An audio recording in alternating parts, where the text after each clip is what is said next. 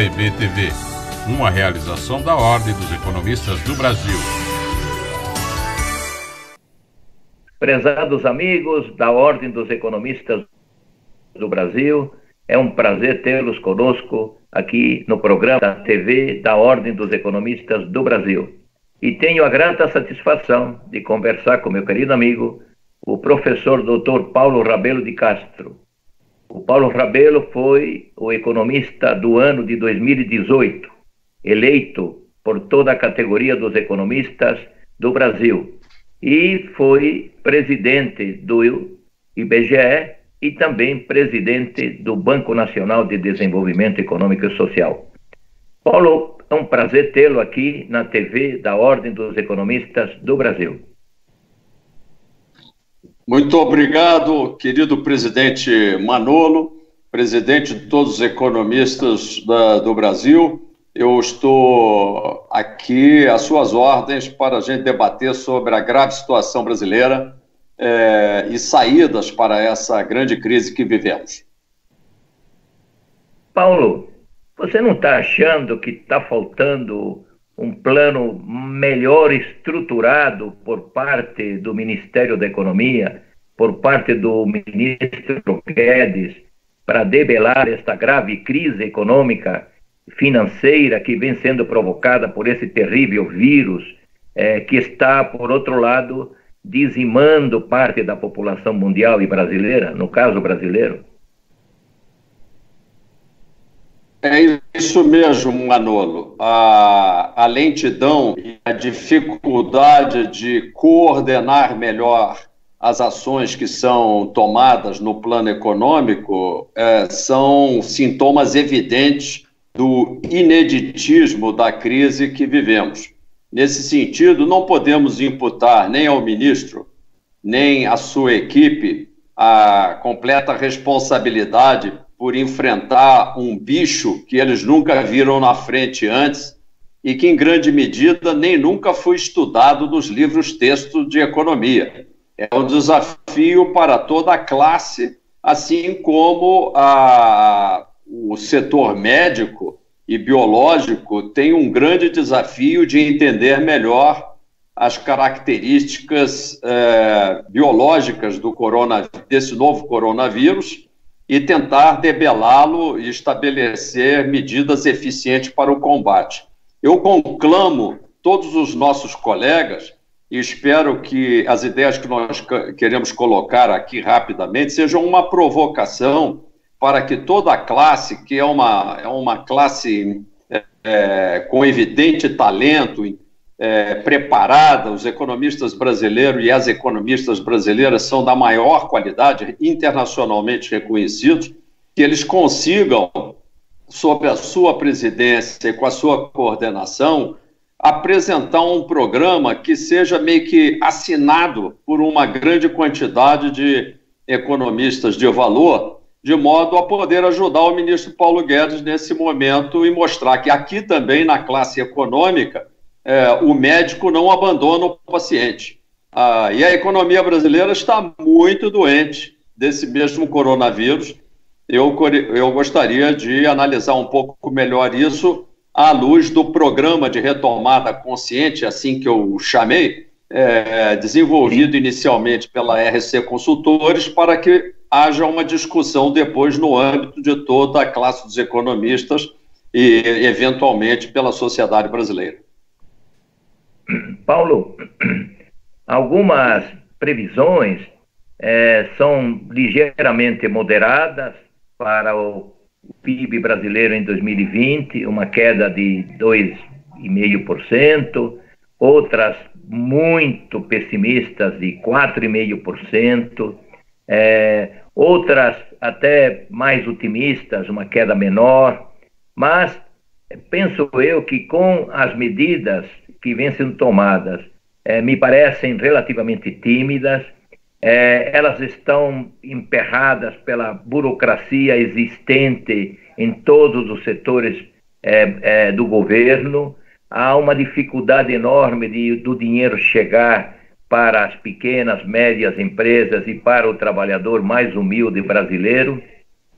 E nesse sentido, Eu gostaria muito que você fizesse uma exposição do teu programa, porque me parece que é possível termos uma redução significativa nessas taxas tão ruins que estão sendo previstas e uma retomada mais rápida já a partir de 2021. Então vamos conversar sobre os pilares do programa de retomada consciente que você está, junto com outros colegas, está elaborando, e vamos apresentá-lo para a nossa categoria, que, como você disse, é uma categoria extremamente forte, extremamente criativa e que tem muito a dar por este nosso querido Brasil. Com certeza, Manolo.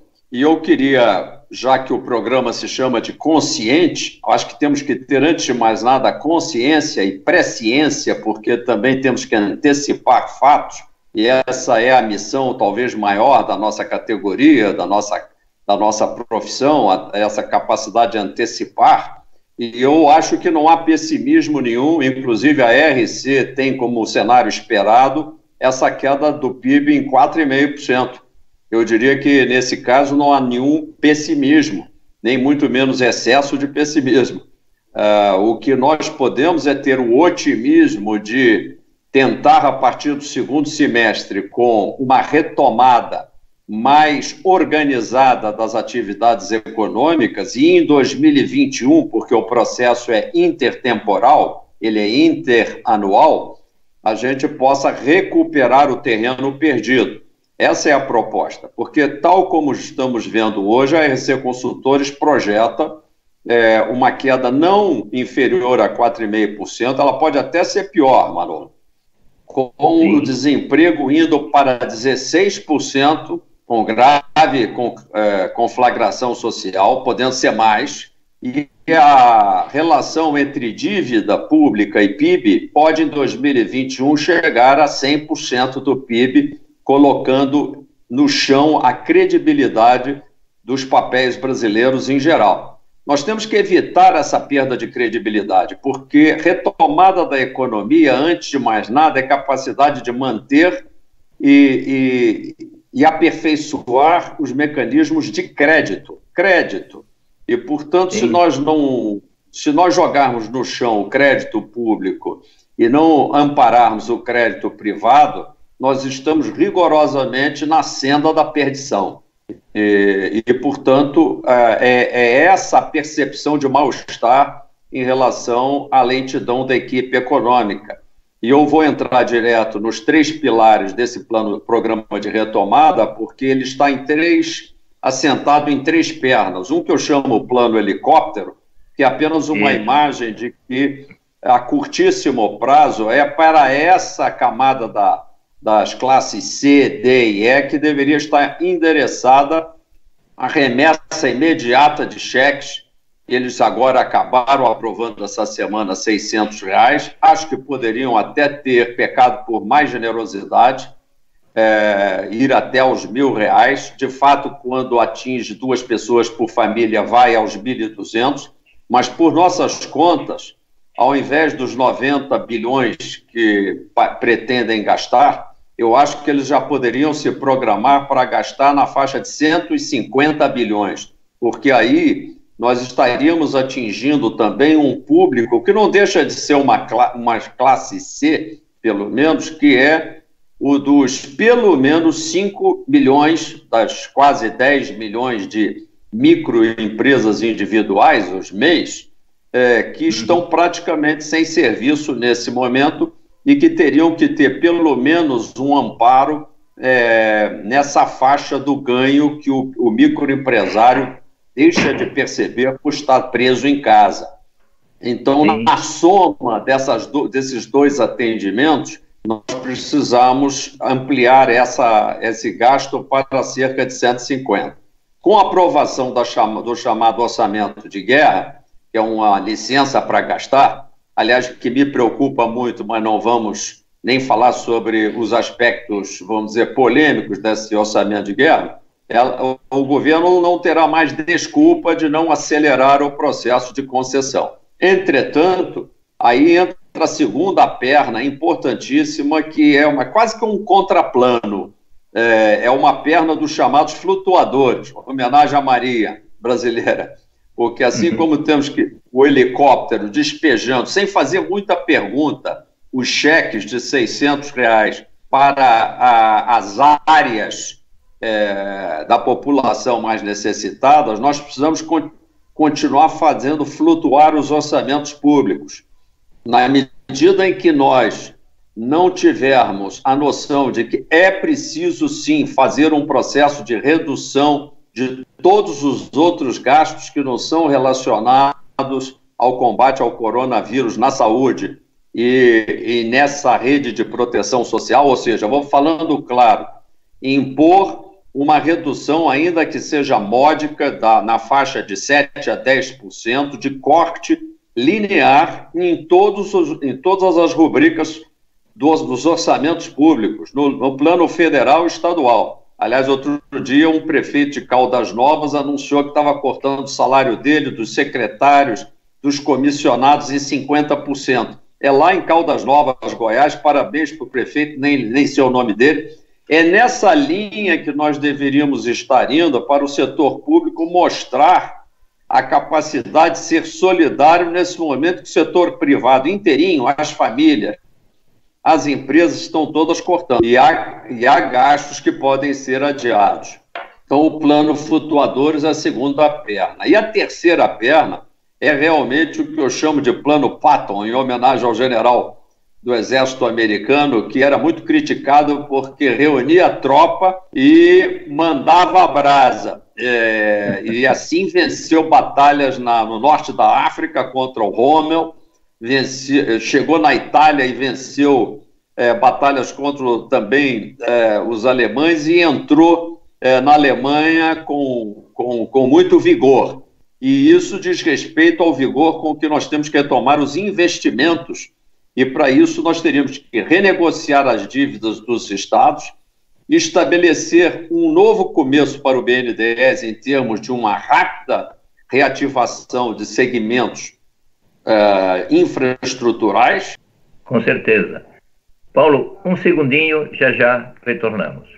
O profissional economista possui sólida formação teórica e prática e visão metodológica global da ciência econômica e sua importância. Ele possui consciência criticamente aberta sobre a realidade socioeconômica do país e assume uma postura responsável no tocante à sua atividade profissional. Preocupado com a missão de dar a sua colaboração para o desenvolvimento sustentável da nação, o profissional economista segue à risca cada palavra de seu juramento. Amigos da Ordem dos Economistas do Brasil, é um prazer tê-los conosco aqui na TV da Ordem dos Economistas do Brasil. E estou conversando com meu querido amigo, o economista Paulo Rabelo de Castro, que foi presidente do BNDES, que foi eleito economista do ano pela Ordem dos Economistas do Brasil em 2018. Além de professor e de economista formado em doutorado pela Faculdade de Economia de Chicago, da Universidade de Chicago, onde o Paulo teve a honra, de que poucos alunos têm, de ter tido aula com 5 prêmios Nobel de Economia. Não é verdade, Paulo? É isso aí, querido Malolo. Diante da enorme crise que nós estamos vivendo, e nós falamos sobre a necessidade de desenhar um programa de retomada para ajudar o ministro e a sua equipe com pensamentos fora da caixa. E aí, por isso, estruturamos um pensamento num tripé que envolve um ataque a curto prazo às necessidades imediatíssimas da população, que eu chamei de plano helicóptero, mas também levando em conta a necessidade de manter relativo equilíbrio fiscal entre 2020 e o futuro próximo, e esse equilíbrio fiscal intertemporal é essencial para manter a credibilidade dos títulos públicos e, ao mesmo tempo, estabelecer também um plano mega de investimentos, ou seja, o Brasil tem que aproveitar a topada para caminhar mais rápido. E isso talvez eu acho que deva ser o principal equívoco, a omissão da equipe atual, porque não fala das possibilidades futuras. Paulo, sobre isso que eu quero que você fale. Você está prevendo um gasto de 1,4 trilhão de reais, enquanto que o Ministério da Fazenda está prevendo quase que a metade para serem gastos e debelar essa terrível crise econômico-financeira provocada por esse terrível vírus. De onde vem esse dinheiro, Paulo? 1,4 trilhão de reais, que certamente, se forem gastos, evitarão que a queda no Produto Interno Bruto seja tão elevada quanto você está prevendo, caso nada seja feito, ou pouco seja feito. De onde vêm os recursos?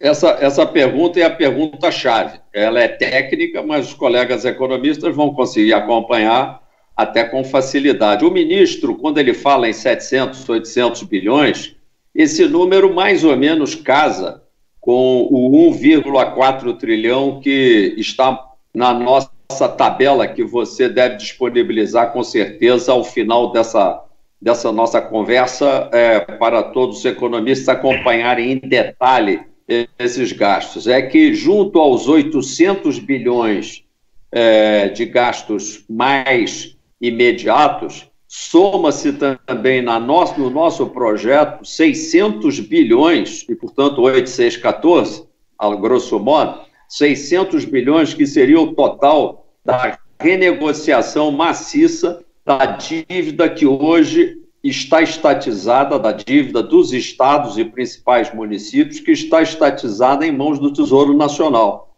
Essa é uma ocasião de se fazer um grande pacto federativo em que, junto com as medidas de apoio financeiro imediato para os estados, era preciso e é preciso que se estabeleça o início de uma repactuação a partir dos estados menos endividados, porque isso é importante dizer, assim como tem os muito endividados, há aqueles que têm mais crédito e que poderiam sair na frente na emissão de quê? De novos títulos, que eu estou chamando até de Corona Bonds, em homenagem ao vírus, porque o vírus pode nos ajudar a modernizar as relações entre o governo federal e a Federação Brasileira, livrando-se desses papéis e indo buscar crédito onde? Do mercado. E aí você perguntará, poxa, mas o mercado anda tão retraído nesse momento?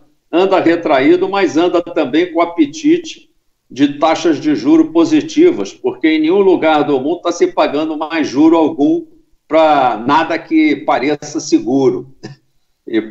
Inclusive, alguns países se dão ao luxo de cobrar taxa e, portanto, para segurar o seu dinheiro, ainda te cobra uma taxa de juros negativa, te cobra um pedágio pelo depósito. Portanto, qualquer 5% anual já constitui uma taxa super apetitosa. Existem não bilhões, mas trilhões disponíveis. É função nossa tornar os emissores estaduais e municipais do Brasil, e temos ativos para fazer o backing, para fazer o suporte, o lastro dessas operações, e por aí começaria uma grande reestruturação de investimentos em estados. Vou citar alguns, apenas para ilustrar, estados que hoje estariam em condição de fazer essa repactuação. Cito na região sul o Paraná, como também poderia citar Santa Catarina. Na região sudeste, cito o Espírito Santo, que tem uma capacidade de pagamento boa. Cito no nordeste um Ceará, imagina, também um estado relativamente pobre, mas muito bem organizado financeiramente. Na região norte, cito o Pará, que é um estado com grande potencial e baixo nível de endividamento, como também poderia citar o Amazonas. E até citaria no centro-oeste o Mato Grosso, que tem problemas de fluxo de caixa, mas tem um baixo endividamento. Isso para não citar outros estados que, com uma reorganização administrativa, Goiás, e outros podem também rapidamente ir a mercado. Você dirá, puxa, mas você está falando em mercado no momento de grande crise? Eu falei, é aí mesmo que os economistas têm que entrar. É organizar esse pós-crise, porque a demanda por investimentos vai continuar. E, portanto, o ministro não está certo, não está errado quando ele fala em 800 bilhões, porque eu estou acrescentando uma área de mobilização de crédito que ainda talvez não tenha passado pela cabeça dele. Mas eu acho fundamental como a terceira perna do tripé, a perna do plano Patton, atacar com todas as forças o inimigo, que é a recessão e a depressão econômica. Agora, além disso, você tinha citado rapidamente os recolhimentos compulsórios. Acho que o orçamento de guerra, que quando aprovar a licença para que o Banco Central compre carteiras recebíveis, que ele não fique apenas comprando carteiras dos bancos. Pelo contrário, que ele use essa licença que ele terá para fazer carteiras novas de compra de recebíveis das empresas e que consiga também repassar crédito através de fundos para as micro e pequenas e médias empresas, com a ajuda, por exemplo, do BNDES. Para isso, existe um recurso total, Manolo, da ordem de 200 bilhões, pelo menos, para não falar da totalidade dos recolhimentos compulsórios. E vou citar um terceiro ativo relativamente ocioso no Brasil, que são as reservas internacionais. Do jeito que nós estamos indo, nós vamos perder credibilidade e a nossa perda de reservas não será inferior a 50 bilhões de dólares nos próximos meses.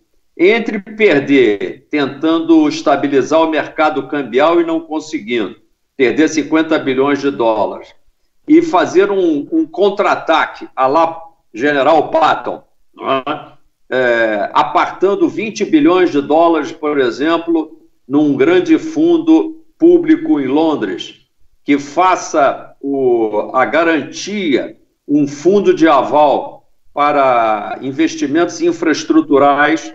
Esses 20 bilhões de dólares, hoje a R$5, nós estamos falando numa avalização com reservas de 100 bilhões de reais, que podem alavancar, no mínimo, 500 bilhões, ou seja, meio trilhão em investimentos novos, usando os mecanismos tradicionais do BNDES. Eu dizia que a área das micro e pequenas e médias empresas é a área onde o governo está apanhando mais, e onde ele mais teria que ter uma atuação de quê? De um programa que eu vou aí deixar a modéstia à parte para dizer que deixei pronto isso, que é o cartão BNDES direto. Um cartão diretíssimo que o Fernando, que é o microempresário, que é o nosso diretor desse programa aqui, que é o microempresário, provavelmente está precisando de um apoio, ele poderia, na segunda-feira que vem, entrar pela internet solicitando um cartão BNDES direto, e ele que agora está precisando fazer investimentos, por exemplo, numa câmera nova, numa nova plataforma digital, porque justamente esse tipo de trabalho está sendo muito mais requerido, de onde ele vai tirar esse dinheiro?